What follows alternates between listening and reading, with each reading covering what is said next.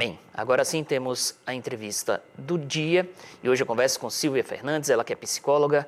Doutora, muito bom dia, seja bem-vinda. Nas últimas semanas vimos muitos casos de violência no ambiente escolar ou até mesmo já fora do ambiente escolar, mas próximo, envolvendo alunos que estudam juntos.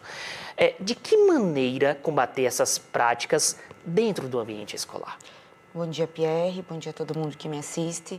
Eu acho que é importante e cabe ao papel da escola possibilitar esses espaços. De que forma? Trazendo rodas de conversa, trazendo profissionais para dentro da escola, para você poder conversar e dar esse espaço para esses alunos. Porque, como foi falado na entrevista anterior, a escola é um ambiente significativo para essas crianças, para esses alunos. Então, eles passam muitas situações dentro da escola.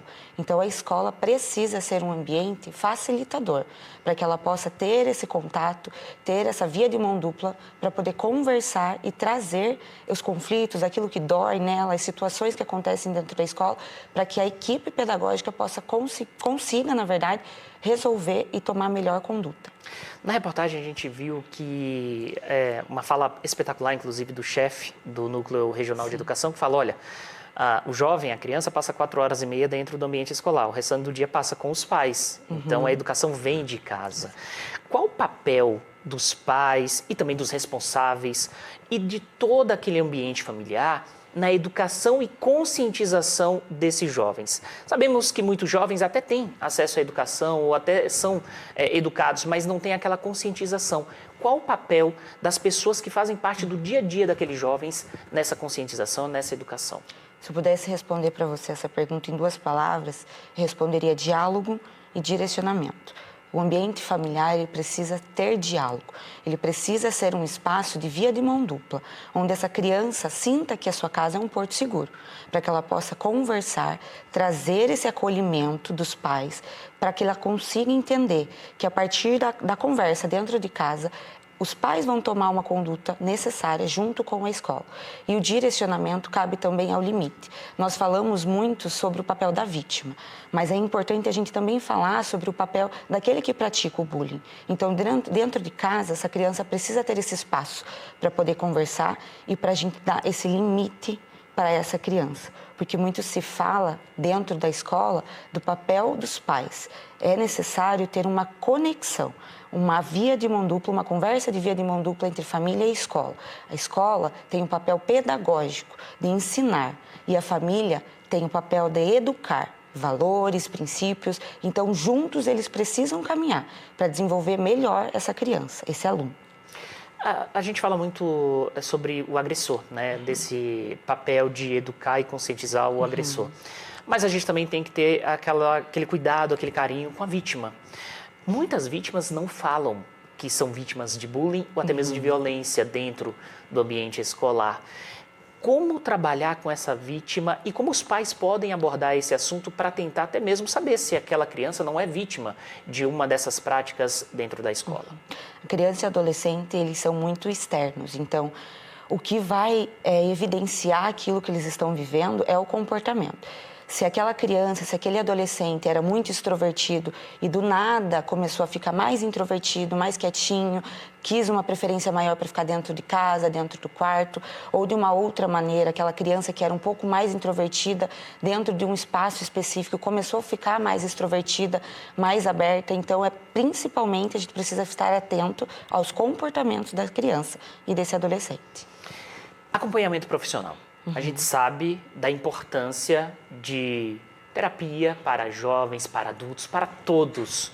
Mas principalmente quando a gente fala de adolescentes e crianças que já estão naquela fase onde começam a se conhecer um pouco mais. Qual a importância desse acompanhamento profissional? Somente as vítimas e os agressores que devem procurar psicólogo ou todas as crianças e adolescentes? Olha, Pierre, eu acho importante fazer uma menção desde a pandemia.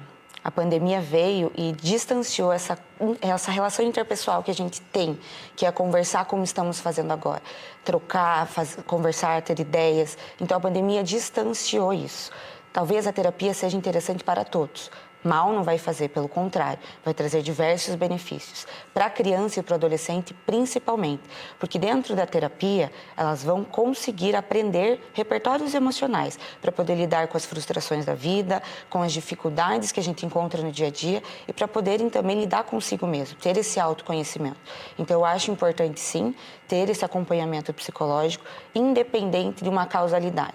A gente não precisa esperar algo acontecer para buscar ajuda. Então, a gente pode trabalhar de uma forma preventiva. Doutora, os pais e os responsáveis pelos jovens, eles também têm que ficar atentos às redes sociais que esses jovens estão inseridos, aos amigos, também acompanhar o que eles pesquisam, o que eles consomem na internet. É importante fazer esse acompanhamento dentro das plataformas digitais e também pessoais? Essencial.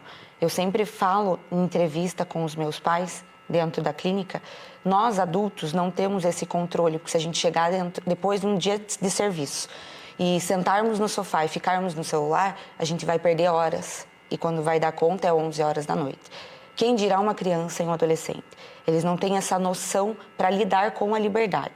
Então, criança e adolescente, quando eu falo adolescente, até os 18, 19 anos, precisam de monitoria, seja em rede social, seja com quem anda, com quem conversa, porque eles precisam dessa orientação a todo instante. Porque se a gente está numa era tecnológica, as informações vêm bombardeadas sem filtro algum.